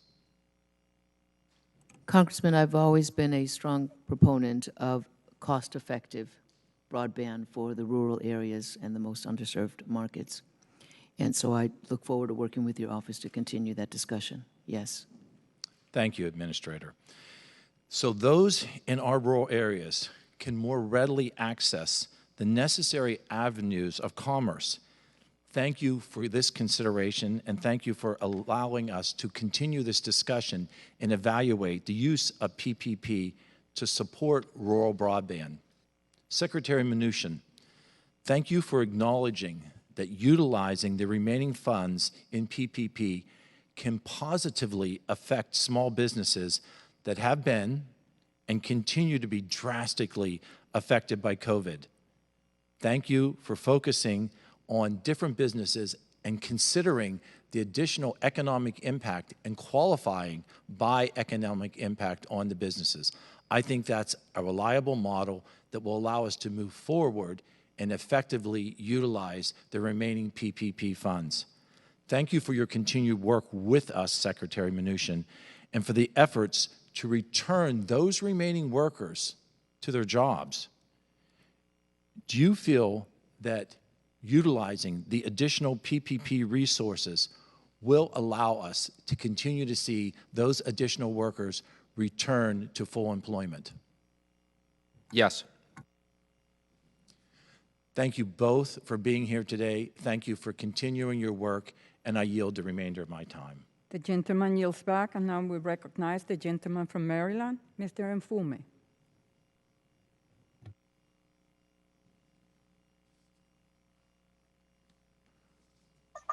Madam Chair, thank you very much for the opportunity. I want to thank you for your relentless efforts at trying to bring about fairness and equity. A great deal of skepticism in many circles across the nation from people who see the awarding of PPP funds and the rollout of this project as being discriminatory, as being something that works for others but does not work for them, and as something that they believe was set up to be that way.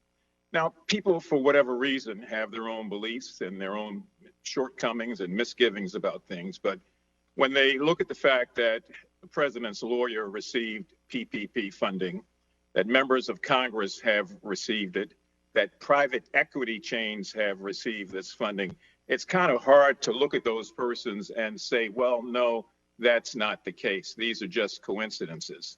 And so it's out of that backdrop, for me at least, and as I said, from where I sit, that I'm concerned that we continue to have this discussion about bringing equity to Black and Brown and Korean businesses, where if I think we're true to what we were saying to begin with, whether it was this program or any program that preceded it, that would be something that we would look for. We would automatically have that as a threshold, as something we'd want to try to achieve. And as I said the other day, Madam Chair, after having served on this committee 10 years through the 80s and the 90s, through 3 presidential administrations, and then to be fortunate enough to return 24 years later to be a part of this Congress and again this committee, it is disheartening for me to look back over that period of time and to recognize that many of the same arguments advocating on behalf of Black and Brown and Korean businesses for fairness and equity are still being made. I mean, it's almost unconscionable. It's unbelievable. And if I didn't live it myself through the 10 years that I was here and the 24 years that I was gone, I wouldn't believe it. People are concerned, Secretary Mnuchin and Madam Administrator, that what they see does not gel with what they have been led to believe. They think that the awarding of this program in some way represents Robin Hood in reverse, that the people who really should be getting some of this money on a fair basis are not getting it. They anticipate that there will be another review, another study on the study, and then another plan B for the plan A that failed. So I want to get that on the record because these people oftentimes don't have an opportunity to speak for themselves. Let me just say to you that in the hearing conducted by this committee on June 17th, we learned of many issues that many borrowers and lenders have faced in applying for and in using PPP dollars. Witnesses outlined various areas of improvement, including and not limited to more explicit rules, clearer guidance around loan forgiveness, and more accessibility for minority-owned and underserved businesses. And they believe those are crucial issues. We learned that the structure and the implementation of PPP continues, as has been said, to disadvantage smaller businesses, specifically businesses of color. And that's due to the structural limitations that are built into the program.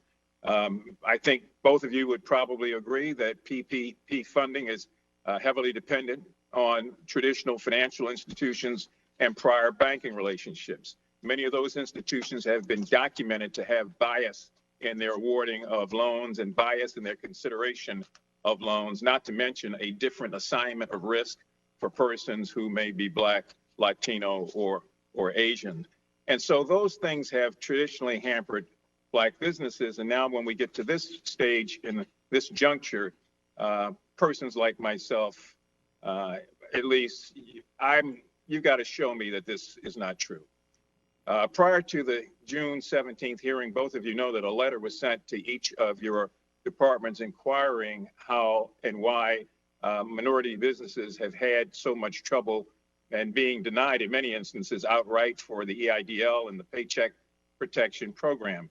We needed transparency. We requested that you immediately begin publishing the demographic data on PPP recipients. On July 6th, that data was released, and our worst anecdotal observations were confirmed, especially in my congressional district, where in the entire state of Maryland, which is not a large state, this is not California, Texas, there are only 8 congressional districts. The district that I represent got 2.7% of the funding. And Time has thank you, Madam expired. Chair. Yes, sir, you can finish your, yeah, okay. Now we recognize the gentleman from North Carolina, Mr. Bishop. Thank you, Chairman Velasquez and Ranking Member Shabbat, and especially to all the committee members physically present right here in this hearing room in Washington, along with our distinguished witnesses, which demonstrates the kind of leadership the American people need to see. Thanks. I join those who've complimented you and those serving with you, especially for your historic accomplishment in implementing the Paycheck Protection Program. Secretary Mnuchin, as you have observed, the key to that historic success and speed was enlisting private sector financial institutions, including traditional banks, fintechs, credit unions, CDFIs, to serve as the conduit for massive relief to huge numbers of small businesses. Given that fantastic success, if Congress legislates additional relief, we would be wise to continue the model of PPP and keep private sector lenders enlisted in the mission. But we've heard that lender fatigue is an issue. This is attributable in part to the fact that after these business entities jumped to respond to the call of the federal government, a number now face frivolous lawsuits, proving that too often, when government is concerned, no good deed goes unpunished. As the administration looks at additional relief measures, it seems to me that we should try to prove that adage wrong for once, mainly by clarifying that the current hold harmless language, which protects PPP lenders from liability, applies throughout the life of the loan. Mr. Secretary and Madam Administrator, isn't it important to fight lender fatigue in this way? And will you work with us on this protection for lenders who have done so much to help in the current crisis? Yes, we'll work with you. Thank you. Madam Administrator? Likewise. Shouldn't we also be looking at that same issue for small businesses who face similar concerns, that is, frivolous liability, frivolous lawsuits? Yes, one of the concerns I had was that we don't take any measures that would be punitive to the borrower or the lender, especially when we have started with 1,800 authorized lenders and grew that to 5,500, and the Secretary and I are still working on an additional non-traditional lenders that are still applying to provide PPP loans. And we are looking forward to making sure that the underserved, the sole proprietors, and independent contractors really have an opportunity with this over $100 billion that remain. Thank you, ma'am. Administrator Carranza, I want to follow up on an issue that's disturbed millions of Americans.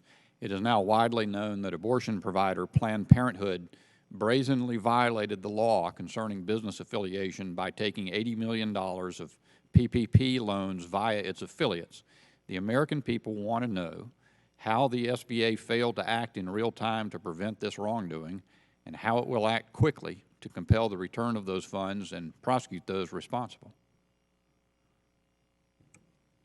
I'll answer that question in two manners. One, we do not discuss individual loan issues publicly.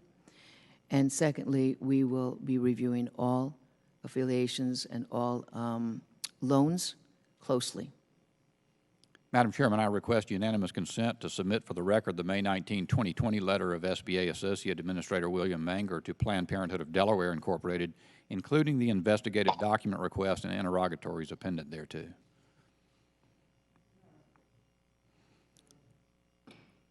Finally, Mr. Secretary, your testimony referred to your anticipation of additional relief to business, and importantly, that it will be targeted to parts of the economy that need it most, as our economy is starting to move from lockdown to restart. Undoubtedly, the lockdowns hit certain industries harder, and I was pleased to hear that your answer to Ranking Member Shabbat, that in targeting the relief, administration proposes to rely on neutral standards such as documented pandemic-related revenue loss. Can you elaborate on the threshold you have in mind of revenue loss that would warrant relief, and do you believe that relief would be graduated in proportion to the degree of revenue loss? Well, I look forward to working with this committee and the Senate committee to determine those issues.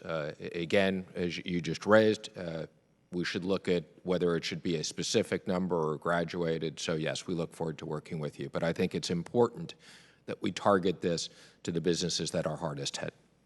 Agreed, Mr. Secretary, and I guess last point, I'm curious if you would agree that the reason to do that, to target it according to revenue loss rather than, say, picking specific industries, is that to do the latter would be both over-inclusive and under-inclusive, and you might arbitrarily pick winners and losers rather than responding to a particular need. Yes. Thank you, Madam Chairman. Time has expired. The gentle lady from California, Ms. Chu, is recognized for 5 minutes. Yes, Administrator Carranza, I would like to follow up on this issue of Planned Parenthood. You know, Planned Parenthood has been a lifeline for healthcare providers. Their affiliates serve nearly 3 million patients annually and is an important healthcare provider for many low-income people across this nation. And let me say that Planned Parenthood affiliates operate independently from the national organization, each having their own CEOs and board of directors, and therefore qualify for PPP. On May 28th, I co-led a letter to your agency along with Chairwoman Velasquez. It was signed by 166 members of Congress. And we asked you to administer the PPP program in a uniform manner and specifically not to exclude any entity or nonprofit on the basis of political ideology. And this letter came in response to numerous Planned Parenthood affiliates learning that they were under investigation for violation of the PPP affiliation rules, even though they were not. So I am deeply concerned about the motivations which would have prompted the SBA to conduct these investigations into the eligibility of Planned Parenthood affiliates, especially after several of them learned about these investigations first from Fox News rather than from the SBA directly. So Administrator Carranza, of the over 500,000 healthcare and social assistance entities that have received PPP loans, can you tell the committee how many investigations into violations of affiliation rules have been conducted? And has the SBA initiated such investigations against any other nonprofit organization for violation of affiliation rules under the PPP? Congressman, as I addressed Congressman Bishop, at this point I'm not able to discuss any particular loan review, and I am not in a position to discuss any others that we are reviewing. The specific one that you're referring to is under review as well as others, but I will not get into any specifics about that. I'm sorry. Well, then let me focus in on another issue. Mr. Secretary and Ms. Administrator, I'd like to address two mandates of the CARES Act. One is that all COVID-19 loan programs be translated into the 10 most commonly spoken languages other than English. The other mandate is that PPP should prioritize underserved businesses, such as those owned by women, minorities, and veterans. Despite this clear mandate, Treasury and SBA failed to even collect demographic data of PPP applicants. As a result, the loan level data released by your agencies showed that, for instance, in California, only 6% of loans under $150,000 included information on race and ethnicity. And in May, the SBA Inspector General testified to the subcommittee that I chair, the Oversight Committee, that agencies had failed to issue any formal guidance to lenders on how to prioritize underserved businesses and, of course, to adequately collect data. So to demonstrate the seriousness of this failure, just this week, the National Community Reinvestment Coalition published a study showing that Black business owners with identical or better finances than white business owners were less likely to be offered federal assistance by participating PPP lenders. So, Mr. Secretary, please explain why you haven't provided this guidance to lending institutions on how they should be prioritizing the underserved and what you're doing to address this issue, as well as the collection of demographic data. And Ms. Carranza, I do appreciate your testimony saying that the SBA has translated resources to 17 languages, but the EIDL application still is not translated. And what is happening with that? So Mr. Secretary? First, let me just say the demographics information was always really intended to be collected on the forgiveness. So again, this is something that we couldn't force people to do, but we hope that people do this and there'll be a lot more information disclosed. We've made major efforts to work with the CDFIs for greater access. And as I said, we do have access to census tracts. So again, that's well represented, but we can always do a better job and we will. Gentlelady's time has expired. Ms. Carranza, you may answer the question. Yes, concerning the language, you're correct. We have 17 languages, interpretations of the PPP application. I'll have to look into how many languages the EIDL, but that program was also to have bilingual. The gentleman from Pennsylvania, Mr. Evans, is recognized for 5 minutes. Thank you, Madam Chair, for your leadership, especially on this subject and staying relentless on this subject. We're all concerned about it. Madam Chair, is it possible for the gentleman from Baltimore that I can yield some of my time? I don't have much to get the answer to his question. The gentleman from Maryland is recognized. Yes. Thank you, Madam Chair. I want to thank the gentleman from Pennsylvania. I will not take much of it. The point that I was trying to make, though, is that when the data did finally get released after our letter, the data that was released to all of us on July the 6th, it showed, Mr. Secretary and Madam Administrator, that in the state of Maryland, which only has 8 congressional districts, the one that I currently represent now got 2.7%, 2.7% of all of the funding, even though it's the most diverse district with Black, Latino, and Korean business persons anywhere in the state. Now, this district had been previously represented by the late Elijah Cummings, and so we've been without a representative for some time until I got sworn in. But there is no reason in God's world that there should be that kind of a disparity so obvious in a state and a district in particular that diverse. And I will yield back the time to the gentleman from Pennsylvania, and I appreciate it. Thank you. I want to specifically go to the Secretary of the Treasury and kind of piggyback a little bit on what was just stated. The question I want to ask, what are you doing to address the discriminatory loan practices, and what are you going to do to hold these banks accountable in terms of this process? We have seen that. I think the chairperson and Chairwoman Maxine Waters, they work together about CDFIs, mission-based men. What are you specifically as Secretary of Treasury? Because obviously Black borrowers have been treated different than white borrowers. So can you speak to that, Mr. Secretary?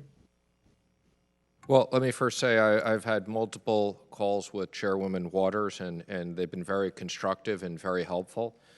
We've also made a major effort to work with the CDFIs and expand the CDFIs, and we're pleased with their work. Robert Smith, as I've commented before, has been particularly helpful. We've had weekly conference calls with him and his team, and we have to do a better job to make sure that all areas and all communities have access to these funds. And to the extent there are specific situations of discrimination or others, obviously we want to research that. Well, when you say better, and you have a lot of experience, I heard the gentleman from Colorado ask you about your banking background. Can you, in a very specific way, tell us what tools are you intend to use, especially when you know that this problem does exist? Well, let me just repeat. The statistic we have on lower moderate income housing is we did have proper representation. Now, that obviously is different than other demographics.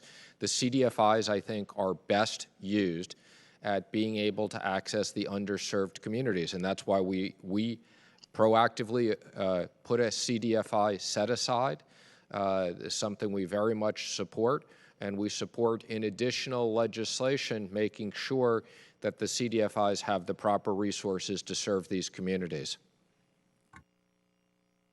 Go to the administrator real quick. The EIDL program relating to constituents of mine who called about the question around credit and what. Tell me what was your thinking in terms of receiving that information. Was there a ranking of order relating to EIDL distribution of grants? How exactly was yours or management around you relating to the EIDL program? The EIDL advance administration was based on the number of applications that were, again, in the queue applying for the advance, and we based it on $1,000 per employed. It wasn't just an arbitrary number. It was a well assessed and analyzed strategy. It was discussed with members of the Senate Small Business Committee. We had advised them that in order to cover the number of applicants, the number of small businesses that were applying for the advance, we needed to do something so that many more people would receive the funds. The average for both the agriculture and as well as normal businesses were about 3 employees per business. So it was Gentleman's about 4,000. time has expired. Thank you, Madam Chair. The gentleman from Illinois, Mr. Schneider, is recognized for 5 minutes. Thank you, Madam Chair, and I want to thank you for holding this hearing. Congressional oversight of these unprecedented programs is critical, especially as we think strategically about our posture going into the fall. I want to thank you, as always, and to the committee staff for the work you've been doing throughout this process. Secretary Mnuchin and Minister Carranza, thank you for joining us today and for your work assisting small businesses throughout this pandemic. Administrator Carranza, you assured me that many of our complaints about the EIDL program, the lack of communication to borrowers, the backlog of applications have been addressed. I heard you say today that you've compressed the time of processing to only 5 days, but I'm concerned that at this moment, as we're in this kind of lull, it's kind of like a diner in between the lunch and the dinner rush. Things are quiet, but it's going to get busy again soon when money starts to run out. When you talked about the $150,000 as a cap, and earlier you had mentioned that we, through our work, had provided a bridge. When you created that arbitrary cap, that's a bridge that goes partway across the river, but without a full bridge, many of these businesses are going to find themselves in the river getting wet, and many of them will drown. We need your help, and I hope you will lift that cap and give the help that many of these businesses need. Economic uncertainty continues and will continue in the months ahead. Small businesses are still going to need more help in the fall. And so today what I'd like to discuss is Treasury and SBA's preparations to anticipate the expected surge and challenges in the fall. Earlier this week, I sent both of you a letter with questions I'd like to discuss on the PPP and EIDL loans, how well they were implemented, how they help the businesses, what gaps remain, and what your agencies are doing to anticipate that. In that vein, Secretary Mnuchin, what economic forecasting or modeling, if any, has Treasury done to anticipate future needs?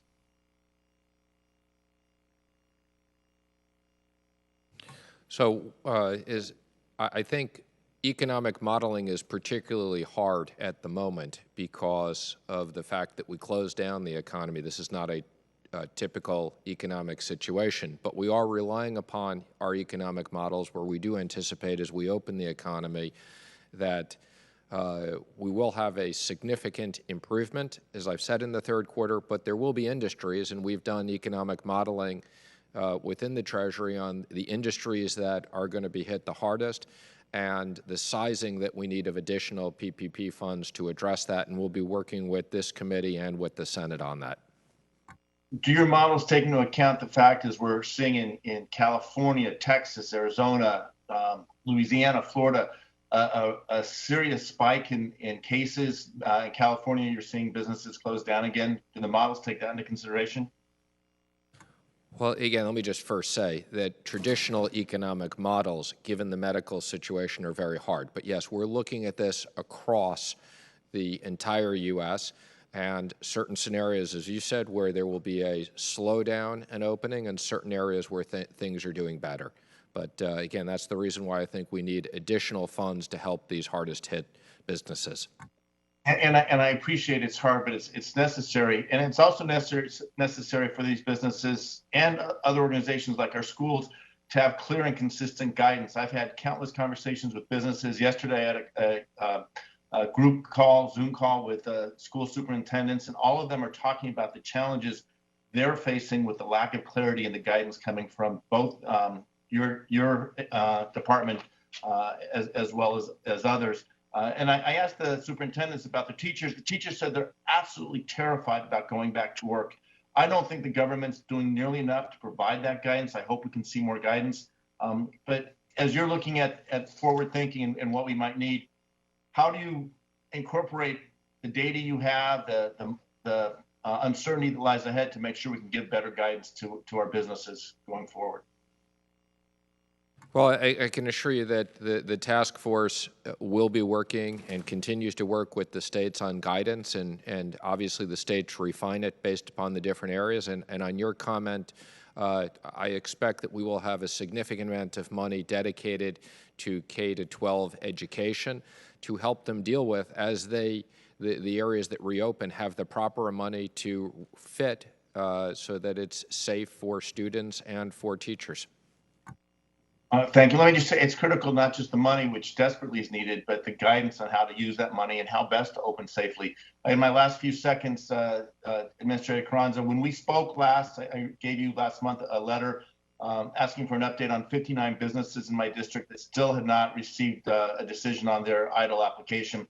As of today, 12, more than 20% of those companies are still waiting. Can you give us an estimate of when we will get these companies like Easy Cut in my districts are waiting and trying to get that information to survive this pandemic? Gentleman's time has expired. You might proceed to answer the question. Congressman, I look forward to working with your office to identify the remaining balance of those businesses to come to a conclusion. Thank you. You're welcome. With that, I yield back. Thank you. The gentleman from New York, Mr. Espaillat, is recognized for 5 minutes.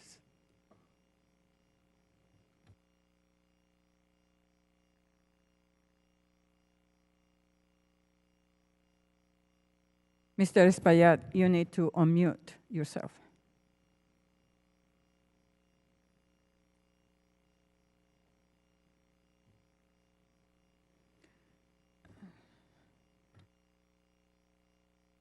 We cannot hear you, so I'm going to recognize the gentleman from New York, Mr. Delgado, for 5 minutes. Thank you, Chairwoman. I want to thank both Administrator Carranza and Secretary Mnuchin for being with us today. While the PPP and EIDL programs have been critical for small business owners, I want to take a moment to highlight a bill that I introduced that was included in the CARES package, the Small Business Repayment Relief Act, now known as the Small Business Debt Relief Program, which provides 6 months of payments, principal, interest, and fees for qualified SBA loans, including SA, 504, and micro loans. In the month of April, the SBA made payments to lenders just over $1 billion. These payments corresponded to 263,192 total borrowers. However, estimates provided by the Congressional Research Service indicate that there are about 320,000 outstanding loans across these 3 programs. Administrator Carranza, you noted during a Senate Small Business Committee hearing last month that the SBA had taken steps to notify borrowers of this benefit, but needed to do more outreach to ensure borrowers who are eligible are aware of this benefit. Can you tell me what concrete steps you've taken to ensure that every eligible borrower is able to take advantage of these 6 months of payments? Yes, we dealt with the lenders and intensified the communications. As a result of that, we have realized it's gone from $1 billion to $3 billion of debt relief. And we can do more because, as you stated, there's still an opportunity to work not only with the existing businesses, but others that are interested. And our 7A has grown significantly, which we're very pleased about. 504 is not growing as quickly, so we need to intensify in that particular area. I'm very pleased to announce that within the hub zone, as you know, the 504 falls into that area, the underserved market. We have over $106 billion that have been appropriated under the PPP program. I look forward to working with your office if you have any particular areas that you'd like me to concentrate on. Well, I would like to just follow up, if I may. You said you contacted the lenders, and then you said you can do more. So I'm curious if you'd be able to detail what the more would include. Follow-up calls to the individuals that we initially contacted through our Office of Capital Access. Anything else?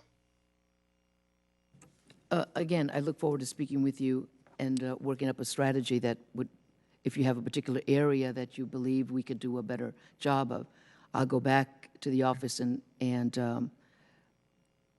inquire as to how are we working with all of the other program offices. Again, 7A has progressed well, 504 not as strong, but the debt relief has seen an increase of a couple of $1 billion since we last spoke.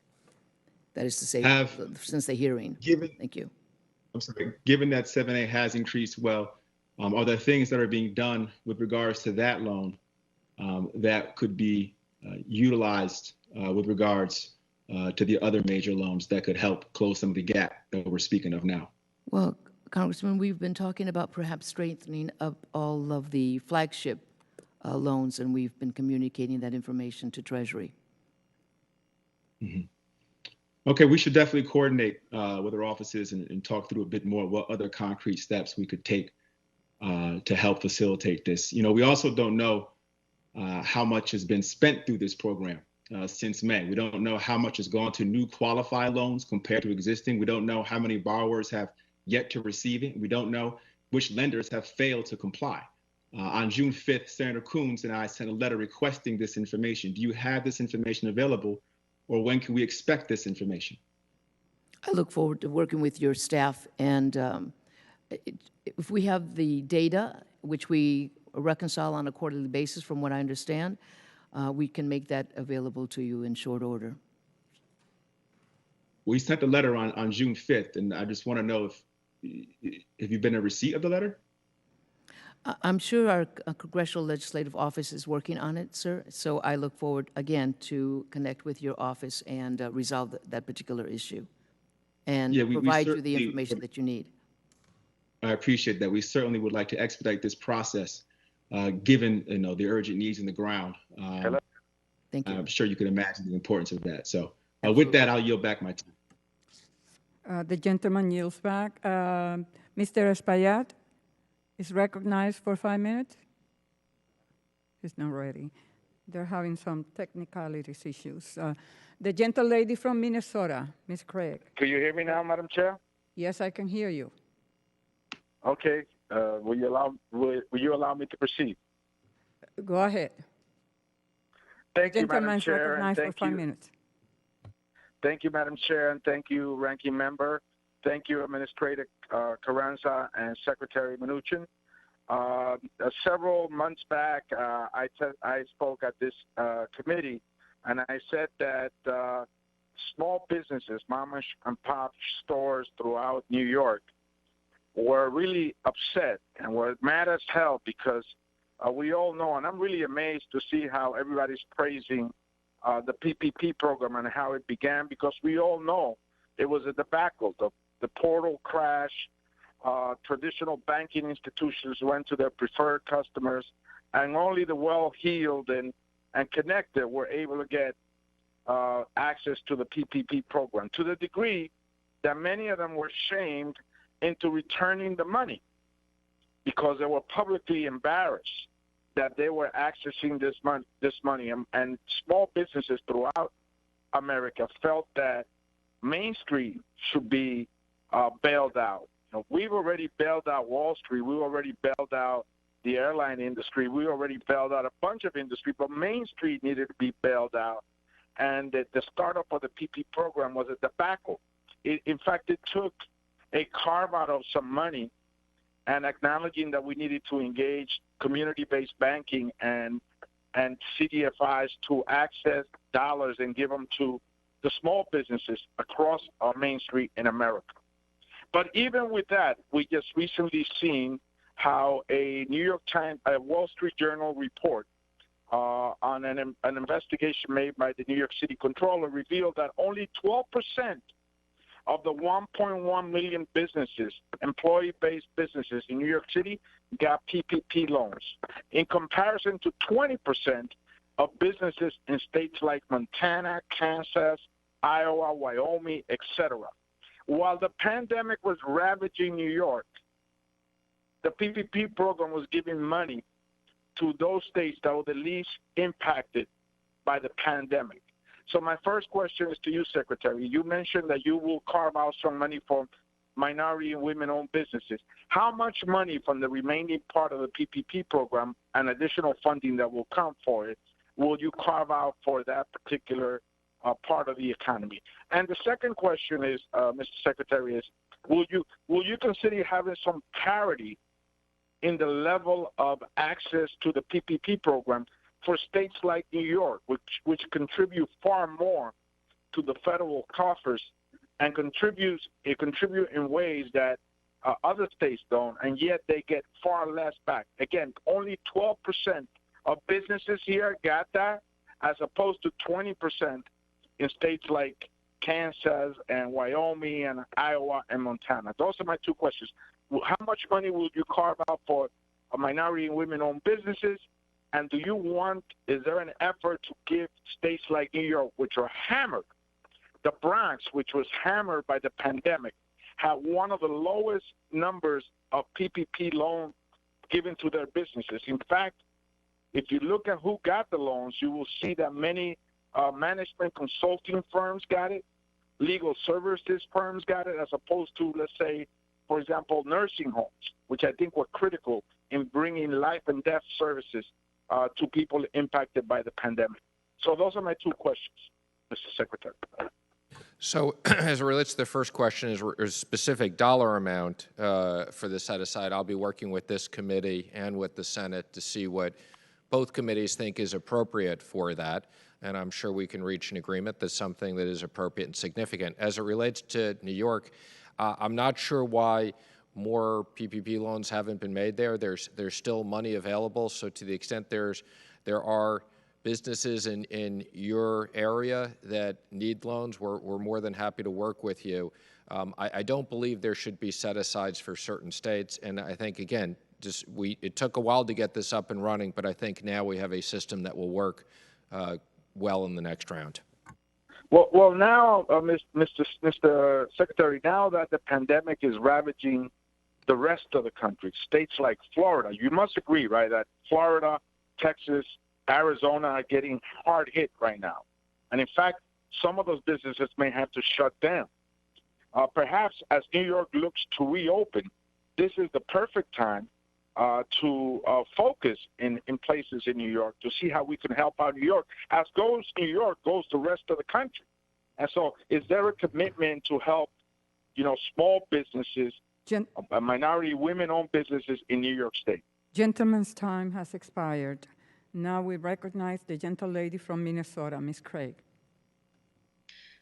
Thank you so much, Madam Chairwoman. And I want to say thank you to Administrator Carranza and Secretary Mnuchin for your efforts over the course of the last 3 months. This committee has been really a model of bipartisan efforts to save our small businesses. So I just want to say thank you to my colleagues across the aisle as well. Secretary Mnuchin, I was going to ask you and Administrator Carranza about extending the PPP applications for a second loan. You've indicated that you are open to that idea. I actually have the bill here in the House that would allow those hardest hit sectors like restaurants and retail and hospitality to come back and get a second forgivable loan if their revenue has been impacted by 50% or more and the size of their business is 100 or fewer employees. with that remaining approximately $130 billion. I also had the bill a couple of weeks ago that passed the House, and thank you to the President for signing the extension of the loan program through August 8th. I will tell you that I already this week have been meeting with small lenders who, community lenders who have been telling me that smallest of smallest businesses, loans of $6,000, $9,000, people are coming back and getting the PPP loan for the first time in the smallest of loans, which is really heartwarming, and I thank you for extending that. Secretary Mnuchin, can you just say a little bit more about the program as you would envision it, of allowing those hardest hit sectors to come back? And I just want to make sure that I understand the direction that you and the administration are thinking as well. Well, my suggestion, and again, let me just say we look forward to working with you and the committee and the Senate, but my suggestion would be we have a program that works. We try to keep as many parts of the program consistent. We allow a second check, and that we put a limitation on a revenue decline and a size. And I understand your bill. I think that's a reasonable approach, but something, again, we're going to want to work with you, this committee, the Senate, to figure out what the appropriate revenue decline should be, what the size of the businesses should be, whether it should be 100 or slightly higher than that. But again, we have complete agreement. There should be a second check available to the businesses that are hardest hit, and there should be requirements around that. Thank you so much. My lenders and my small businesses, as of this week, are starting to ask the question, Administrator Carranza and Secretary Mnuchin, if there's any thought with respect to the smallest of smallest loans. I know there's a Senate bill that defines it as $150,000 or less, but that would absolve these businesses from essentially filling out those loan forgiveness applications, just from the perspective of the bureaucracy of doing that. Is there any thought on either of your parts that whatever number we might not require, or should we be advising our small businesses, get your materials ready, everybody's going to have to fill out this loan forgiveness application? Well, we've put out what we call the easy form, and I think there are certain things that we can work with the committee on in new legislation to simplify this even more. I'm somewhat hesitant to just say a blank check if you were 150,000 or less. You don't have to do anything, because again, I'm concerned about fraud and want to make sure that the oversight committees are comfortable that this money was used appropriately. So I think some level of reporting in a simple way is important. Thank you so much. And then two final things very, very quickly. The initial CARES Act with the $1,200 economic impact payment. I know over the course of the next couple of weeks, you're going to be working with the Senate, with the House, perhaps on a second or an additional bill. The 17 and 18-year-olds were left out as dependents, adult disabled dependents, college students like mine who are back in my basement eating us out of house and home were left out as dependents. Secretary Mnuchin, would you be open to including them in the next package and making that retroactive? So let me just say, from a policy standpoint, I understand that issue and I'm sympathetic to it. There are some technical issues that the IRS and we have in administering that because of the way dependents were reported on tax returns, but we're trying to figure out if there's a way to do that. I appreciate that very much, sir. And with that, Madam Chairwoman, I'll yield back. Gentlelady yields back. And let me thank the Administrator and the Secretary of the Treasury. Thank you again for being with us today to discuss your agency's response to the COVID-19 pandemic. I am dedicated to pushing SBA and Treasury to prioritize our very small and underserved businesses because these communities are hurting. The programs have been fraught with challenges for participants and a lack of transparency for those of us seeking to conduct oversight. With that said, I expect regular updating to the data on PPP and forgiveness in the future. And I also ask that you publish a comprehensive program guide. We cannot continue to operate this way. It's not good for borrowers. It's not good for lenders either. We cannot work when there are at least 22 interim final rules and 49 frequently asked questions that borrowers and lenders must navigate. Understanding that this program was stood up with extraordinary speed, it is long overdue that a comprehensive guide is published. I ask unanimous consent that members have 5 legislative days to submit statements and supporting materials for the record. Without objection, so ordered. And if there is no further business before the committee, we are adjourned. Thank you.